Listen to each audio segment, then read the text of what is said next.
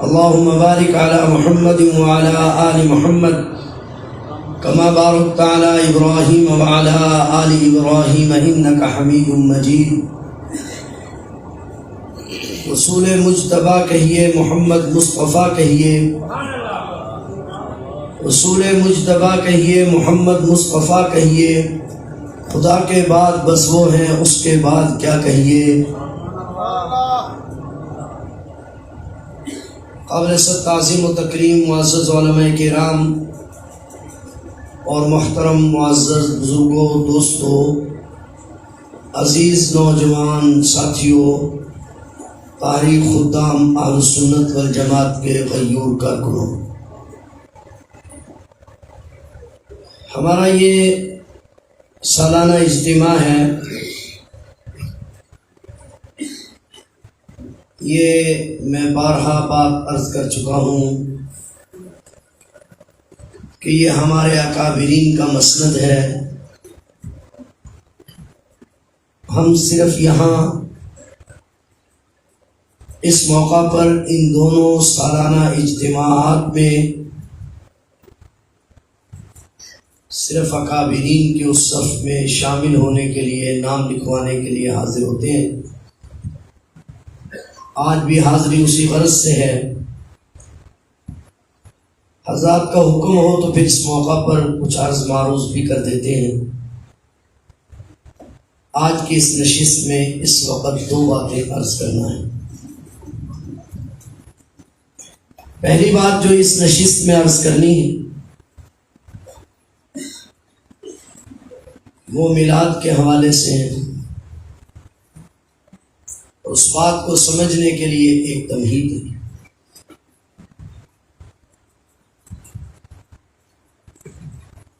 ہم اہل سنت والجماعت نبی کریم صلی اللہ علیہ وسلم کی اس تعریف کے قائل ہیں جو خود اللہ فرمائے کہ میں تو یوں کہا کرتا ہوں کہ اللہ کا تعارف ہمیں رسول اللہ صلی اللہ علیہ وسلم نے کرایا اور رسول اللہ کا تعارف اللہ جل شانہ نے کرایا. اس موقع پر کیونکہ ربیع الاول کا مہینہ ہے اور حضور علیہ الصلوۃ والسلام کی شان اور عظمت کے حوالے سے بات ہوتی ہے، تو میں اس موقع پر یہ بات عرض کیا کرتا ہوں کہ ہم نے نبی کریم صلی اللہ علیہ وسلم کی شان و عظمت کو بیان کرتے ہوئے کس بات کو ملحوظ رکھنا ہے، اس میں میں قصہ سنایا ہوں. بخاری شریف میں صحابہ کرام کی ایک جماعت مکہ مکرمہ سے حبشہ کی طرف ہجرت کرتی ہے. حبشہ میں جا کر وہ پناہ لیتے ہیں اور جب کچھ دن ان کو حبشہ میں گزر جاتے ہیں تو مشرکین مکہ یہ سمجھ کر کہ کہیں مسلمانوں کے وہاں پاؤں نہ جم جائیں، نجاشی بادشاہ سے ملنے کے لیے ایک وفد تشکیل دیتے ہیں. اس وفد میں اس وقت ایک شخص مغیرہ بن شعبہ بھی ہے جو ابھی مسلمان نہیں ہے. ان کا مقصد کیا ہے؟ مقصد یہ ہے کہ نجاشی بادشاہ مسلمانوں کو حبشہ سے نکال دے. وفد جاتا ہے، مذاکرات کرتا ہے، نجاشی مسلمانوں کو بلاتا ہے اور فریقین کی بات سنتا ہے، مگر مغیرہ بن شعبہ نجاشی کو قائل کرنے میں ناکام ہو جاتا ہے اور اسی اثناء میں مجلس کا وقت ختم ہو جاتا ہے. نجاشی نے کہا کہ ہم یہ مقدمہ کل دوبارہ سنیں گے، یہیں سے بات کو کل شروع کریں گے. مغیرہ بن شعبہ نکلتے ہوئے اپنے ساتھیوں سے ایک بات کہتے ہیں کہ کل آنے دو، کل میں ایک ایسی بات کہوں گا کہ نجاشی مسلمانوں کو بغیر کسی توقف کے اپنے ملک سے نکال دیں. مغیرہ بن شعبہ کی یہ بات مسلمانوں کے کانوں میں بھی پڑ جاتی ہے. صحابہ کرام آپس میں مشورہ کرتے ہیں کہ کل مغیرہ بن شعبہ ایسی کیا بات کرے. تو مسلمانوں کے جو امیر ہیں حضرت جعفر طیار رضی اللہ تعالیٰ عنہ، وہ فرماتے ہیں کہ کل مغیرہ بن شعبہ آ کر یہ کہے گا کہ مسلمانوں کا عقیدہ حضرت عیسیٰ علیہ السلام کے بارے میں درست نہیں ہے. تو انہوں نے کہا کہ اگر مغیرہ بن شعبہ نے کل یہ بات کر دی تو پھر ہمارا جواب کیا ہوگا؟ بس اس جواب کے لیے میں نے یہ قصہ سنایا. حضرت جعفر طیار رضی اللہ تعالیٰ عنہ نے کہا عزیزو، نجاشی ہمیں رکھے یا ہمیں ملک بدل کر دے، ہم عیسیٰ علیہ السلام کے بارے میں جو ہم نے اللہ اور اس کے رسول سے سنا ہے، نہ بال برابر اس میں زیادتی کریں گے اور نہ ہی کمی کریں گے. نجاشی نے رکھنا ہے تو اس کی مرضی ہے، نکالنا ہے تو اس کی مرضی. اگلے دن دربار لگا. ایسے ہی مغیرہ بن شعبہ نے آتے ہی، ابھی مسلمان نہیں ہوئے مغیرہ بن شعبہ، آتے ہی یہ بات کہہ دی کہ جناب مسلمانوں کا عقیدہ عیسیٰ علیہ السلام کے بارے میں صحیح نہیں. نجاشی نے کہا بتلاؤ بھائی تمہارا عقیدہ عیسیٰ علیہ السلام کے بارے میں کیا ہے؟ تو حضرت جعفر طیار رضی اللہ تعالیٰ عنہ نے سورہ مریم کے 2 رکوع تلاوت فرمائے. اب یہ عیسیٰ علیہ السلام کا وہ مقام ہے جو کون بیان کر رہے ہیں؟ اللہ بیان کر رہا ہے، قرآن کریم بیان کر رہا ہے. نجاشی نے وہ 2 رکوع سنے. جعفر طیار رضی اللہ تعالیٰ عنہ نے جب تلاوت ختم کی تو صورتحال یہ ہے کہ نجاشی بادشاہ بھی رو رہا ہے، درباری بھی رو رہے ہیں. تو نجاشی نے زمین سے ایک تنکا اٹھایا اور تنکا اٹھا کر اپنے درباریوں سے کہا کہ سنو، آج تک تم نے بھی عیسیٰ علیہ السلام کے بارے میں بہت کچھ کہا، لیکن میں یہ سمجھتا ہوں کہ جتنی بھی تعریف تم نے عیسیٰ علیہ السلام کی اس تعریف کی حیثیت اس نوجوان نے جو تعارف عیسیٰ علیہ السلام کا پیش کیا ہے اس کے مقابلے میں اس تنکے کی بھی نہیں ہے. کیونکہ یہ وہ تعارف ہے جو خود اللہ جل شانہ کرا ہے. تو لہذا یہ مجمع کیونکہ خواص کا مجمع ہے تو ہم نے اس بات کو ملحوظ رکھنا ہے کہ ہم نے اللہ کے رسول کی وہ تعریف کرنی ہے جو ہمیں قرآن کریم نے بتلائی. اہل السنت والجماعت کا نظریہ اعتدال کا نظریہ ہے. ایک بات تو یہ عرض کرنا ہے. دوسری بات مجھے یہ عرض کرنا ہے، پہلے بھی میں کئی بار عرض کر چکا کہ باوجود اس کے کہ ہم حضور نبی کریم صلی اللہ علیہ وسلم کی ولادت کے قائل ہیں نا بھائی جی، ہم حضور علیہ السلام کی ولادت کے قائل ہیں. حضور نبی پاک صلی اللہ علیہ وسلم کی ولادت کے ہم قائل ہیں. آپ کی ولادت برحق ہے اور کہاں ہوئی ہے؟ جی مکہ مکرمہ میں. تو ولادت کے تو ہم قائل ہیں، مگر ہم یہ کہتے ہیں کہ میلاد چوک بھی مکہ مکرمہ میں ہی ہونا چاہیے کیونکہ ولادت وہاں ہوئی ہے، ہر چوک پہ نہیں. سبحان اللہ. ہم حضور علیہ السلام کی ولادت کے قائل ہیں. یہ بھی ہمارا نظریہ ہے کہ آپ علیہ السلام کی ولادت ربیع الاول کے مہینے میں ہوئی ہے، اس میں کوئی دوسری رائے نہیں. لیکن باوجود اس کے کہ آپ کی ولادت ربیع الاول کے مہینے میں ہوئی ہے، اس کے باوجود ربیع الاول کے مہینے میں ہم کوئی عید نہیں مناتے. ولادت برحق ہے اور ربیع الاول ہی کے مہینے میں ہوئی ہے، اس میں کوئی رائے دوسری نہیں ہم پیش کر رہے ہیں. لیکن اس کے باوجود ہم ربیع الاول کے مہینے میں عید ہیں جی، آہستہ بول رہے ہیں ہم، ہم عید نہیں مناتے. کیوں؟ اس پر بھی ایک واقعہ ذکر کروں گا، وہ بھی بخاری شریف میں ہی ہے. سیدنا فاروق اعظم رضی اللہ تعالیٰ عنہ تشریف فرمائے. بہت ساری جگہ میں نے واقعہ بیان کیا ہے، مسئلہ سمجھانا مقصود ہے. فاروق اعظم رضی اللہ تعالیٰ عنہ تشریف فرمائے. ایک شخص حاضر ہوتے اور کہتے ہیں کہ فاروق اعظم عمر، تمہارے قرآن کریم میں ایک آیت ایسی ہے،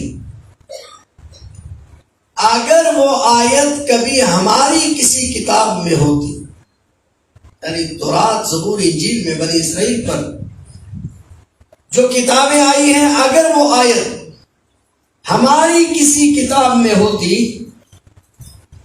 تو ہم اس دن کو، جس دن وہ آیت کریمہ نازل ہوئی تھی، اس دن کو ہم عید کا دن بنا لیتے. سیدنا فاروق اعظم رضی اللہ تعالیٰ عنہ نے فرمایا اس دن کا بھی ہمیں پتہ ہے، جس جگہ وہ آیت نازل ہوئی اس آیت کا بھی ہمیں اس جگہ کا بھی پتہ ہے. جمعہ کا دن تھا، 9 ذی الحجہ تھی، میدان عرفات تھا. نبی کریم صلی اللہ علیہ وسلم اپنی زندگی کا تاریخ ساز خطبہ ارشاد فرما رہے تھے. اس وقت یہ آیت کریمہ نازل ہوئی، ہمیں معلوم. بہت توجہ سے ذرا بات سمجھیے گا. محدثین نے یہ مسئلہ اٹھایا کہ کیا فاروق اعظم نے سائل کے سوال کا جواب دیا؟ کیا یہ سائل کے سوال کا جواب تھا؟ سائل تو یہ کہہ رہا تھا کہ اس دن کو عید منانی چاہیے. فاروق اعظم نے فرمایا جگہ کا پتہ ہے، دن کا پتہ ہے، تاریخ کا پتہ ہے، تو کیا جواب ہے؟ تو علامہ ابن حجر اسقلانی رحمہ اللہ تعالیٰ فرماتے ہیں کہ سوال کا جواب ہے. کہا کہ وہ کیسے؟ کہا فاروق اعظم نے مسئلہ سمجھایا کہ بات تو تمہاری صحیح ہے، لیکن ذرا غور کرو، 9 ذی الحجہ ہے، میدان عرفات ہے، 1,24,000 یا 44,000 صحابہ موجود ہیں، قرآن کریم نازل ہو رہا ہے، حضور علیہ الصلوۃ والسلام خود تشریف فرما ہے، اور اس سے بڑھ کر عید کیا ہوتی ہے؟ نہیں بات سمجھے آپ؟ اس سے بڑھ کر عید کیا ہوتی ہے؟ لیکن ہمارے اکابرین میں شیخ الحدیث حضرت مولانا محمد زکریا کاندھلوی رحمہ اللہ تعالی، میں کہا کرتا ہوں اکثر اپنے اکابرین کو بھی کبھی پڑھا کرو. یہ صحیح ہے کہ ہم نے ابن حجر اسقلانی کو نہیں دیکھا، لیکن آپ یقین کریں جب ہم علامہ انور شاہ کو دیکھتے ہیں تو ہمیں ابن حجر کو دیکھنے کی حاجت ختم ہو جاتی ہے. جانتے ہو کون انور شاہ؟ علامہ انور شاہ صاحب کاشمیری رحمہ اللہ تعالی کا انتقال ہو گیا. لاہور شاہی مسجد میں جلسہ ہے. ایک بہت بڑا سکالر جس کو دنیا مفکر پاکستان ڈاکٹر علامہ اقبال کے نام سے یاد کرتی ہے. ڈاکٹر اقبال سٹیج پر آتے ہیں اور سٹیج پر آ کر کہتے ہیں لوگ یہ کہہ رہے ہیں کہ اس صدی میں اب انور شاہ پیدا نہیں ہوگا. میں یہ کہتا ہوں کہ آج سے 6 صدیاں پہلے انور شاہ پیدا نہیں ہوا اور اب صبح قیامت تک انور شاہ پیدا نہیں ہوگا. پھر کہا کہ اگر مجھے اسلام کے حقانیت پر اور کوئی دلیل نہ ملتی تو انور شاہ کشمیری کا مسلمان ہونا اسلام کے حقانیت پہ دلیل کافی تھی. ہمارے اکابرین میں بات کر رہا تھا شیخ الحدیث حضرت مولانا محمد زکریا کاندھلوی کی بخاری شریف پڑھنے پڑھانے والے حضرات جانتے ہیں کہ ابن حجر کتنا بڑا نام ہے. کہا جاتا ہے کہ جس نے ابن حجر کو نہیں پڑھا اس کے لیے بخاری شریف پڑھانا جائز نہیں.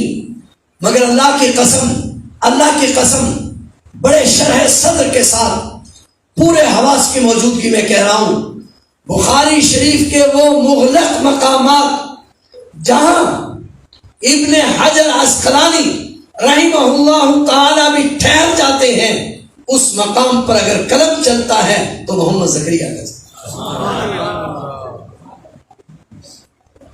شیخ الحدیث مولانا محمد زکریا، ہم تو صرف ان کو فضائل اعمال کے حوالے سے جانتے ہیں.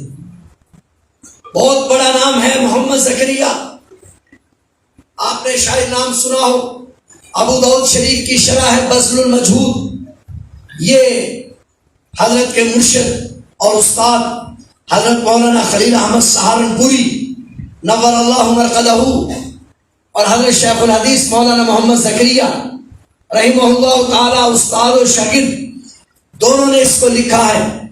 جب بذل المجہود ابو داؤد شریف کی شرح مکمل ہو گئی تو اطمینان کا سانس لیا استاد و شاگرد نے. ایک رات عجیب واقعہ پیش آیا. شیخ الحدیث مولانا محمد زکریا رحمہ اللہ تعالی 1 بجے کے قریب بیدار ہوئے اور بیدار ہو کر چراغ جلایا. چراغ لے کر استاد محترم حضرت مولانا خلیل احمد سہارنپوری کے کمرے کی طرف چلے. تھوڑا آگے بڑھے تھے کہ دیکھا حضرت مولانا خلیل احمد سہارنپوری نور اللہ مرقدہ وہ بھی چراغ لے کر آ رہے ہیں. راستے میں استاد و شاگرد کی ملاقات ہو گئی. پوچھا محمد زکریا کدھر جا رہے ہو؟ فرمایا شیخ آپ کدھر جا رہے ہیں؟ کہا محمد زکریا میں تو تمہاری طرف جا رہا تھا. کہا مرشد میں آپ کی طرف آ رہا تھا. محمد زکریا کیا مسئلہ ہے؟ کہا ابو داؤد شریف میں فلاں مقام پر حدیث کا مفہوم ہم نے یہ لکھا ہے. مجھے خواب میں نبی کریم صلی اللہ علیہ وسلم کی زیارت ہوئی ہے اور آپ علیہ السلام نے فرمایا محمد زکریا اس طرح نہ لکھو، اس طرح لکھو. حضرت مولانا خلیل احمد سہارنپوری یہود و نصارہ کی ان کے سب سے بڑے عالم ہیں حضرت کعب احبار رضی اللہ تعالیٰ عنہ، جنہوں نے یہ سوال کیا ہے فاروق اعظم سے کہ اگر یہ آیت ہماری کتابوں میں ہوتی تو ہم اس دن کو عید کا دن بنا لیتے. تو شیخ الحدیث مولانا محمد زکریا صاحب رحمہ اللہ تعالی بخاری شریف میں جب اس مقام پر پہنچتے ہیں تو شیخ الحدیث فرماتے ہیں ہاں سوال کا جواب ہے. فاروق اعظم نے سوال کا جواب دیا ہے. کہا وہ کیسے؟ کہا فاروق اعظم رضی اللہ تعالیٰ عنہ نے فرمایا جس دن آیت نازل ہوئی ہے اس دن کا بھی علم ہے، جس جگہ پر نازل ہوئی ہے جگہ کا بھی علم ہے. میدان عرفات تھا، 9 ذی الحجہ تھی، حضور علیہ السلام تشریف فرما تھے. مگر قسم رب محمد کی اس کے باوجود بھی، ان تمام سعادتوں کے باوجود بھی ہم اس دن کو عید کا دن نہیں کہیں گے، اس لیے کہ ہم عید اس کو کہتے ہیں جس کو اللہ عید کہے یا اللہ کا رسول عید کہے. آیت کی عظمت اپنی جگہ ہے، دن کی عظمت اپنی جگہ ہے، مگر اس کے باوجود ہم اس کو عید نہیں کہیں گے اس لیے کہ اس کو اللہ نے عید نہیں کہا، رسول اللہ صلی اللہ علیہ وسلم نے عید نہیں کہا. ہمارے ہاں عیدیں کتنی ہیں؟ 2. کون کون سی؟ عید الفطر اور عید الاضحیٰ. عید الفطر اور عید الاضحیٰ میں بہت ذمہ داری کے ساتھ اس ذمہ دار سٹیج پر حدیث کا ایک ادنا طالب علم ہونے کے ناطے عرض کر رہا ہوں، اگر تیسری کوئی عید تمہارے مذہب میں موجود ہے تو چلو فقہ حنفی کے بارے میں تمہارا موقف بھی یہ ہے کہ ہم فقہ حنفی کے ماننے والے ہیں، ہمارا موقف بھی یہ ہے کہ ہم فقہ حنفی کے ماننے والے ہیں. تو آئیے کوئی کتاب فقہ حنفی کی اٹھائیے جس میں عید الاضحیٰ کے ساتھ عید الفطر کے ساتھ عید میلاد النبی کے مسائل لکھے ہوئے ہوں. بات کچھ سمجھ میں آ رہی ہے؟ کوئی فقہ کی کتاب اٹھائیے جس میں عید الاضحیٰ کے احکامات کے ساتھ، عید الفطر کے احکامات کے ساتھ عید میلاد النبی کے احکامات بھی لکھے ہوئے ہوں۔ کیا وجہ ہے؟ اگر یہ مسئلہ پہلے دن سے چلا ہوتا تو فقہ حنفی کی کتابوں میں ہونا چاہیے تھا یا نہیں ہونا چاہیے؟ ہونا چاہیے تھا جی، فقہ حنفی کی کتابوں میں ہونا چاہیے تھا، قرآن کریم میں ہونا چاہیے تھا، حدیث مبارکہ میں ہونا چاہیے تھا، مگر ہماری کتابیں اس سے خالی۔ بات سمجھ میں آ رہی؟ دو باتیں ہوگی۔ تو پہلی بات یہ کہ تعریف میں ہم وہی کہیں گے جو اللہ اور اس کے رسول نے کہا ہے۔ دوسری بات میں یہ عرض کر رہا ہوں کہ ہم ولادت کے قائل ہیں، مگر ہم اس دن کو جی آہستہ بول رہے ہیں، اس دن کو ہم عید کا دن، کیونکہ ہم عید کہتے ہیں اس کو جس کو اللہ عید کہے یا اللہ کا رسول عید کہے۔ تیسرا مسئلہ ہے، وہ بڑا اہم مسئلہ ہے، مجھے یاد پڑ رہا ہے گزشتہ 12 ربیع الاول کو بھی میں نے اس مسئلے سے متعلق کچھ بات عرض کی تھی، اس وقت بھی کرنا چاہتا ہوں۔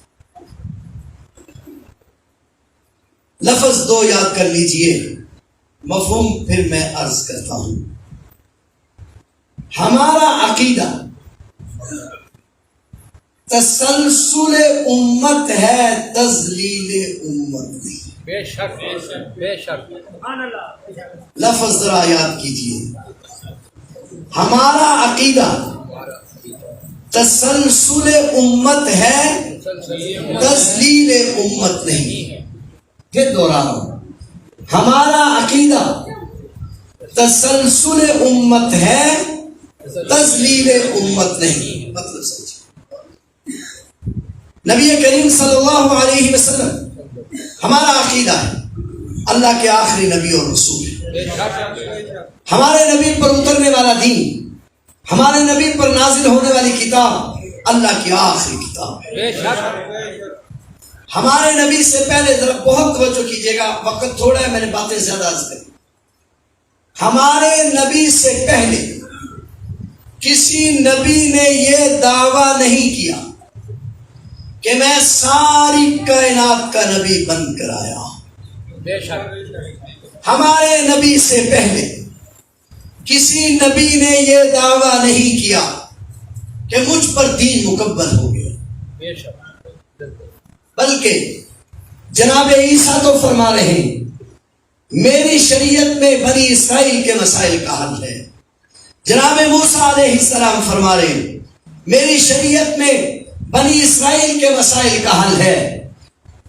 ہماری شریعت یہ ایک ایسی شریعت ہے جو قیامت تک آنے والے مسائل کا حل ہے۔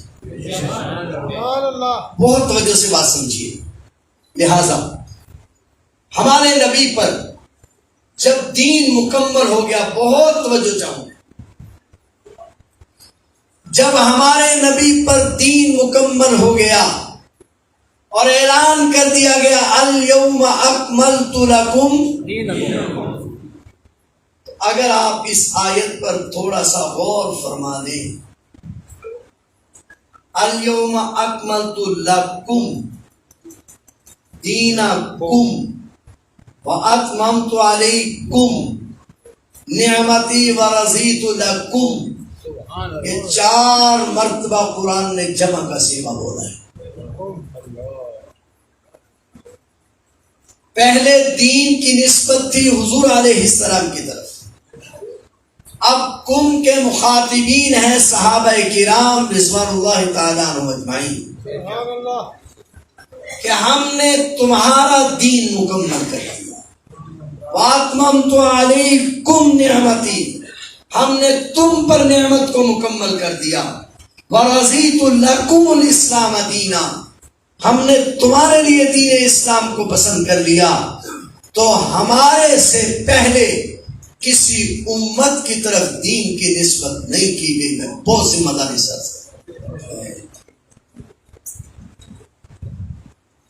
بہت ذمہ داری کے ساتھ عرض کر رہا ہوں، بلکہ علماء نے تو لکھا ہے کہ ہماری اس امت سے پہلے، ہمارے نبی کی امت سے پہلے جو کتابیں نازل ہوئی وہ کتاب نبی پر نازل ہوتی تھی، نبی اس کو پڑھتا تھا، امت اس کو صرف سن کر یاد کرتی تھی، نبی کی مجلس میں وہ یاد رہتی تھی، نبی کی مجلس ختم ہو جاتی تھی، امت اس کتاب کو بھول جاتی تھی۔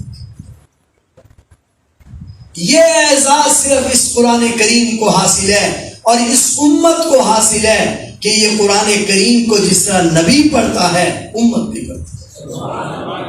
تو یہاں دین کی نسبت امت کی طرف کی گئی، بہت توجہ چاہوں گا۔ ہمارے نبی سے پہلے، ہمارے نبی کی امت سے پہلے کہیں یہ نسبت موجود نہیں۔ نمبر 2، ہمارے نبی کی امت کو کہا گیا کنتم خیر امت اخرجت للناس، تم بہترین امت ہو۔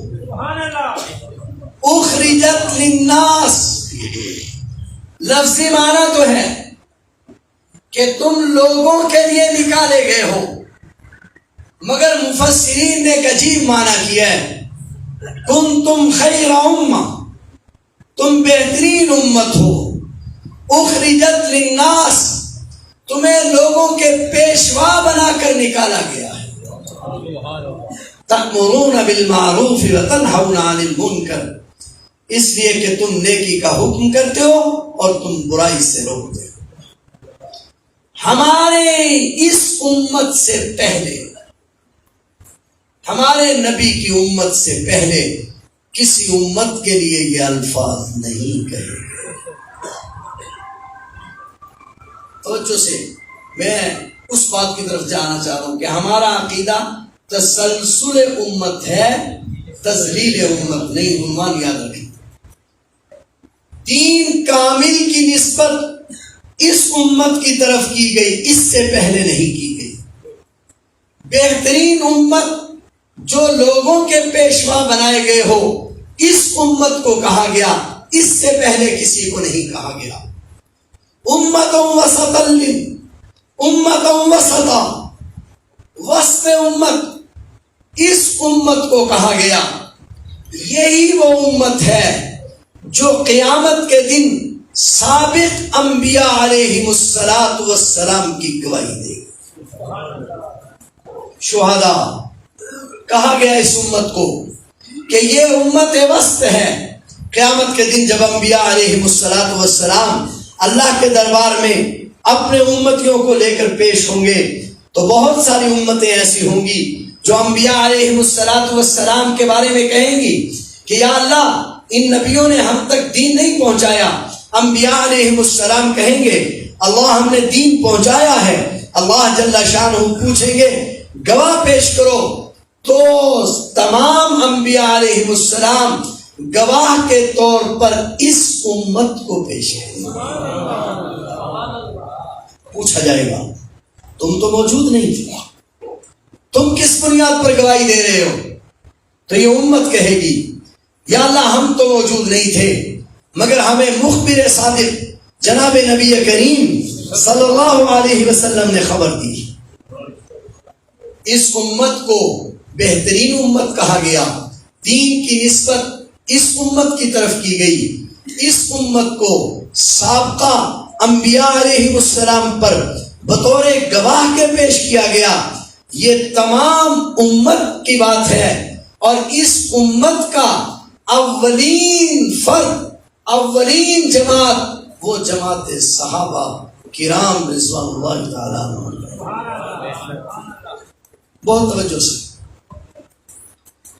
چوتھا اعزاز اس امت کو یہ دیا گیا کہ جہاں نبی کے ایمان کا ذکر کیا گیا وہاں امت کے ایمان کا ذکر کیا گیا۔ آمن الرسول بما انزل الیہ من ربہ والمؤمنون کل آمن باللہ وملائکتہ وکتبہ ورسلہ۔ بہت توجہ ہوا، نبی کے ایمان کے ساتھ اس امت کے ایمان کا ذکر کیا گیا۔ اس امت کے مومنین کو اولئک هم المؤمنون حقا کہا گیا، اس امت کے مومنین کے دلوں کی بات کی گئی. کتب فی قلوبہم الایمان، اس امت کے دلوں کو کہا گیا کہ ان کو ایمان محبوب ہے. یہ ساری صفات امت کے لیے بیان کی گئی. بہت توجہ چاہوں گا. اور امت کے اولین افراد کون ہیں؟ جی سارے بولے ذرا. امت کے بہترین افراد کون ہیں؟ اولین افراد امت کے اصحاب رسول ہیں. لہذا نبی کریم صلی اللہ علیہ وسلم کے بعد دین اس امت کے سپرد ہے.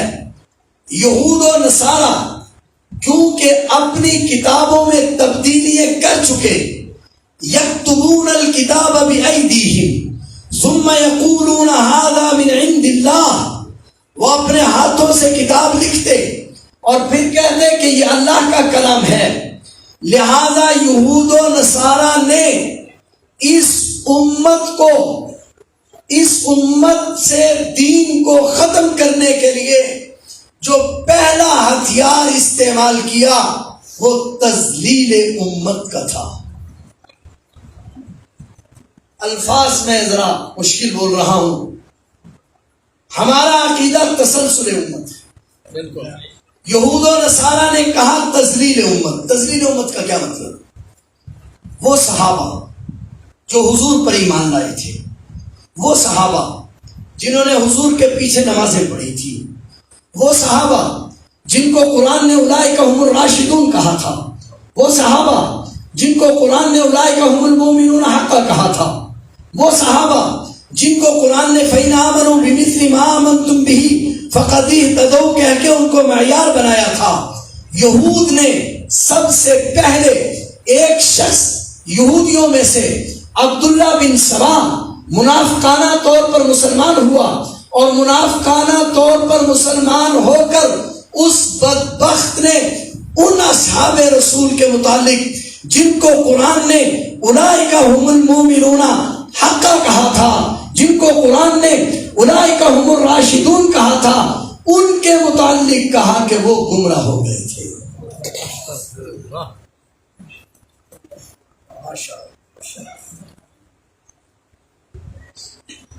حضرت تشریف لے آئے. میں اپنی بات کو سمیٹ رہا ہوں. بات بہت قیمتی عرض کرنا چاہتا ہوں. ہمارا عقیدہ کیا ہے؟ یاد نہیں آپ کو الفاظ؟ ہمارا عقیدہ تسلسل امت ہے، تذلیل امت نہیں.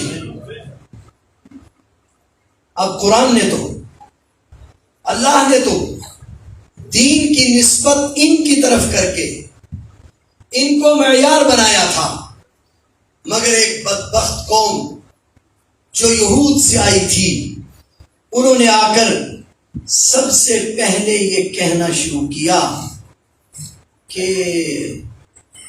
اس امت میں نبوت کے آخری وقت میں یہ حالات بن گئے تھے کہ نبی پاک صلی اللہ علیہ وسلم حضرت علی کی خلافت کا اعلان کرنا چاہتے تھے، مگر حجۃ الوداع جیسے خطبہ میں اعلان کرنے کی بجائے غدیر خم میں آپ نے چھپ کر اعلان کیا.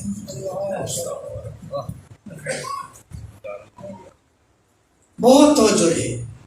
تقریر میری ختم ہوئی، میں صرف جوڑ لگا رہا ہوں.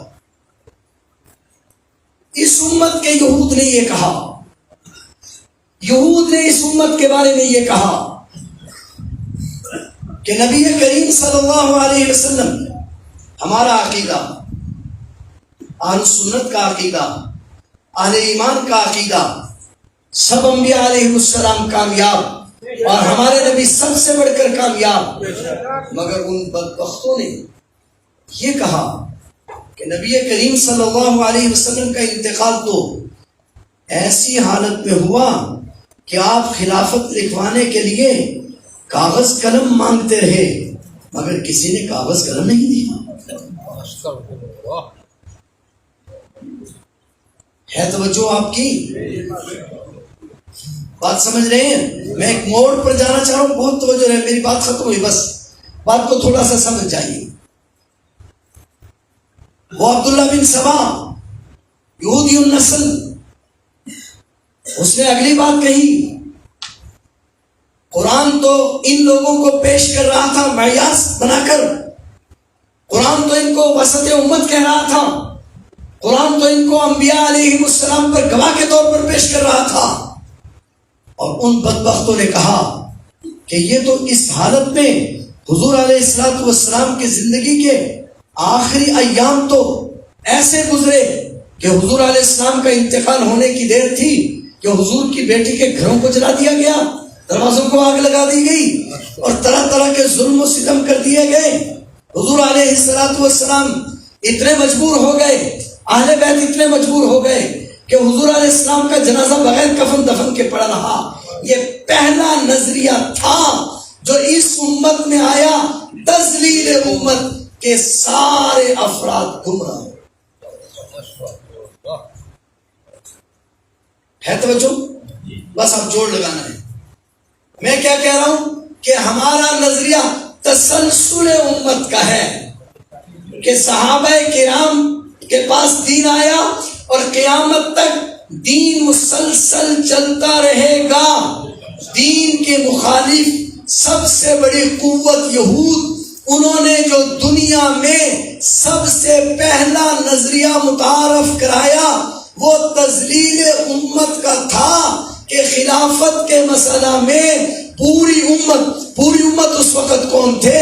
اصحاب رسول کے خلافت کے مسئلہ میں پوری امت گمراہ ہو گئی. بس یہ چند افراد جو عبداللہ بن سبا یہودی النسل اس کے ساتھ تھے یہ بچے، باقی پوری امت گمراہ ہو گئی. یہی نظریہ تذلیل امت کا عبداللہ بن سبا نے پیش کیا.